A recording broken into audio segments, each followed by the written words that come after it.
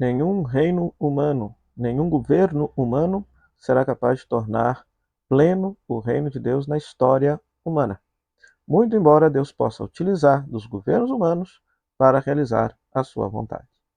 Olá, sou o Padre Freinado José, pároco da Paróquia Nossa Senhora das Mercês, Arquidiocese de Belo Horizonte, mestre em Teologia Bíblica pela FAGE, doutorando em Teologia Bíblica pela FAGE. Seja bem-vindo ao nosso canal Palavras de Redenção.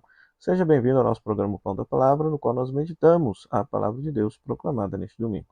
Se você está passando aqui pela primeira vez, então não se esqueça de deixar o seu like, deixar o seu comentário, de compartilhar com seus amigos esta reflexão, além de ativar as notificações para você sempre se inteirar de conteúdo novo aqui no canal.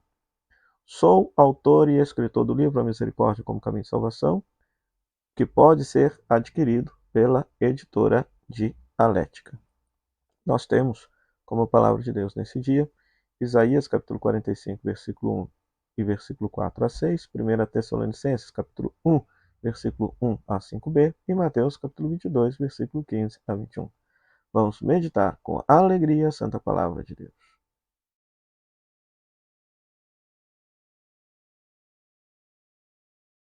Hoje tudo bem. Então, Isaías capítulo 45, versículo 1 e versículo 4 a 6. Então veja só que interessante este texto. Esse texto está no contexto do exílio da Babilônia. O exílio da Babilônia. O povo de Israel está exilado na Babilônia. E Deus, por meio desse segundo profeta Isaías, vai dizer que está sendo suscitado o imperador Ciro, seu ungido, presta atenção nessa palavra ungido, que é a mesma palavra Machia, Messias, para submeter todos os povos ao seu domínio e devolver Israel novamente à sua terra. De fato, isso aconteceu, né? Uma vez que o povo de Israel foi exilado na Babilônia, surgiu o Império Persa, cujo governador era Ciro, e Ciro, ao derrotar os babilônios, devolveu o povo exilado novamente para a terra prometida. No entender do profeta Isaías, esse segundo profeta Isaías, então Ciro foi esse Messias, foi esse ungido, porque devolveu o povo de Israel à sua terra. Agora é interessante, Ciro não acreditava no Deus de Israel, não acreditava. Muito embora os textos bíblicos vão dizer que ele professava fé em Israel, no Deus de Israel, que é em nome do Deus de Israel que está falando, mas a gente sabe por outras fontes que Ciro nunca se converteu ao Deus de Israel. Nunca. Então, tem as próprias fontes assírias. Na verdade, a Bíblia está lendo a intervenção política de Ciro aos olhos da fé, porque beneficiou o povo de Israel, então eles entenderam que Ciro foi um enviado de Deus. Então aqui nós temos uma lição. Muito embora Ciro não professasse a fé de Israel, ele foi considerado como um Messias porque ajudou o povo de Israel a se ver livre da situação da escravidão. Então, do exílio da Babilônia.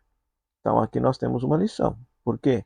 Nem sempre um governante que se diz cristão, católico, ou seja lá que for, pode, ele não só pelo nome, condizer com a vontade de Deus. Ele sempre condiz com a vontade de Deus e honra o seu nome de cristão ou o seu título de cristão, se de fato ele governa para o bem do povo, faz algo em benefício do povo, sobretudo aqueles que mais sofrem. Se Ciro, na primeira leitura, é um exemplo de um rei ungido, de um imperador pagão ungido por Deus para libertar o povo de Israel, o contrário vai aparecer no Evangelho. No Evangelho, nós temos justamente esta cena famosa dos evangelhos, em que os fariseus tentam pegar Jesus numa armadilha, se Jesus deveria pagar imposto ou não. Ao que Jesus faz a pergunta: me dê uma moeda, de quem que é esse rosto? É de César. Então ele fala: dai a César o que é de César e a Deus o que é de Deus. Então aqui é necessário a gente fazer duas reflexões em cima desse texto aqui. Por quê? Porque a tradição católica sempre interpretou esse texto, sempre leu esse texto, na hermenêutica da separação dos poderes religiosos e políticos, né? Ou seja, uma coisa é o poder religioso, outra coisa é o poder político. Então, pelo fato de você ser cristão, você deve honrar com seus compromissos diante do Estado, que está simbolizado por César, Mas, por outro lado, você também tem que honrar com seus compromissos para com Deus, que está simbolizado justamente na palavra Deus. Ora, essa é uma interpretação que perdurou durante muito tempo. É válida, mas só que eu quero trazer aqui o que a exegese diz acerca desse texto. Por quê? Porque essa reflexão tem como pressuposto a separação entre o poder religioso e o poder político. Isso não existia no tempo de Jesus. As coisas estavam absolutamente imbricadas. César era considerado divino. César recebia adoração como se fosse Deus. Obrigava a todo o Império Romano a adorar a sua pessoa, simbolizada numa estátua, como se ele fosse divino, como se ele fosse Senhor. E então, veja só, então quando se entrega essa moeda para Jesus, né, quando os fariseus, preste atenção que Jesus não tem a moeda, mas os fariseus é que têm, né, a moeda, pelo fato de ter o rosto de César, que era considerado divino pela religião judaica, era uma moeda idólatra. Jesus não tem essa moeda idólatra, mas os fariseus a têm. Para vocês verem que na narrativa, eles que se apresentam como cumpridores da vontade de Deus, na verdade, não são tão cumpridores da vontade de Deus assim. Depois, se Jesus fala assim, dai a César o que é de César e a Deus o que é de Deus, então significa que Jesus está fazendo uma distinção entre César e Deus, coisa que não era permitido naquela época. Qualquer soldadinho romano que escutasse isso, questionaria se Jesus estava separando, estava desrespeitando a autoridade divina de César.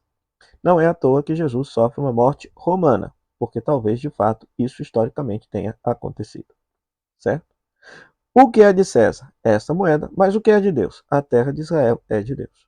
Segundo o livro de Josué, segundo a narrativa bíblica, segundo a própria tradição bíblica, a terra de Israel e o povo de Deus pertence a Deus e não tem que nenhum povo estrangeiro estar dominando ou controlando a terra de Israel. Isso segundo a mentalidade bíblica. Então veja, é isso que hoje a exegese diz que entende sobre esse texto e sobre essa afirmação de Jesus, se é que Jesus de fato disse essa afirmação. Jesus está distinguindo César e Deus, está dizendo, tá bom, essa moeda é de César, então deem a César, mas que em compensação que o Império Romano devolva a Deus o que é de Deus, que é a terra de Israel e a liberdade do povo de Deus. A liberdade do povo de Deus, né? Então é interessante, porque esse texto então nos faz pensar sobre a relação entre religião e política, né?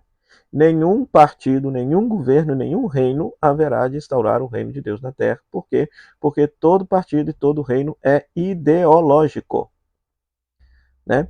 E pelo fato de ser ideológico, ele sempre vai contemplar uma parcela da sociedade e excluir outra. Um governo de esquerda não vai agradar os de direita, um governo de direita não vai agradar os de esquerda, e assim vai, né? Então, pouco importa que direcionamento ideológico seja o governo, de direita, de esquerda, de cima, de baixo, do meio, do avesso, do inverso, seja lá o que for.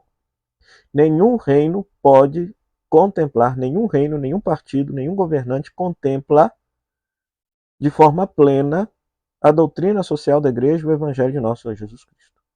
Então, é um abuso se alguém se apresenta como candidato em nome da igreja, ou em nome de Jesus, ou em nome do evangelho, porque ele sempre está vinculado a uma ideologia. E o evangelho não se prende a ideologia nenhuma. O evangelho está acima de todas as ideologias. Todas as ideologias. Agora, é claro, um bom governo, seja de que espectro for, se trazer mais vida, dignidade, saúde, bem-estar para a população, Deus pode estar utilizando deste governo para trazer vida para este povo. Isso é claro. Da mesma forma como Ciro foi considerado Messias porque devolveu a liberdade de Israel, um governo que proporciona vida, sobretudo para o povo que mais sofre, pode ser considerado um governo que Deus esteja utilizando para salvar e dignificar seu povo. Mas jamais o governo pode ser identificado de modo pleno com o reino de Deus, com o reino de Deus, com o reino de Deus, em hipótese alguma, porque todo partido, todo governo e todo reino sempre vai contemplar um espectro da realidade, sempre vai enxergar a realidade por um ponto, ao passo que Deus e seu reino enxergam a realidade enquanto uma totalidade e consegue conciliar, inclusive, aquilo que é contrário, aquilo que é contrário. né? Então, a partir dessa palavra de Deus, então vamos rezar pelos nossos governantes para que eles possam ter sabedoria, né? Ter sabedoria e, sobretudo, fazer uma boa política. A política significa trabalhar pelo bem do povo, trabalhar pelo bem da polis, né?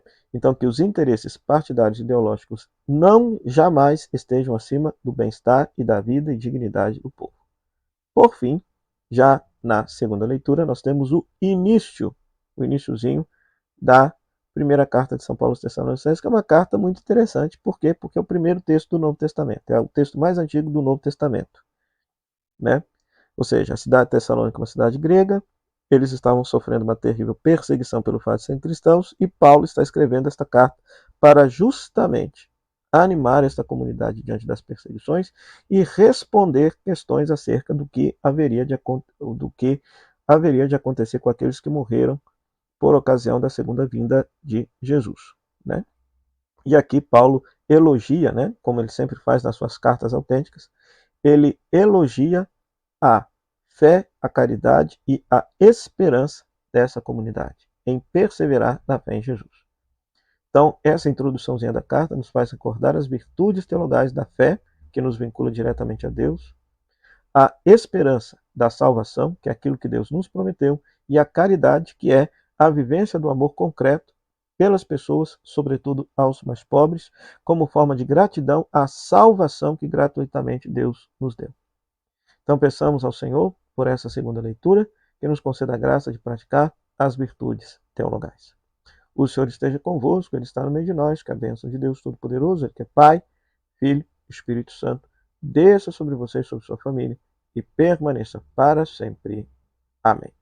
Até o próximo programa, o Pão da Palavra, se Deus quiser, e meu muito obrigado à Rádio Comunidade FM de Bom Sucesso e à Web Rádio Nossa Mãe de Mirité, que nos cede esse espaço para pregar a Palavra de Deus. Até o próximo programa, o Pão da Palavra, se Deus quiser. Tchau, tchau.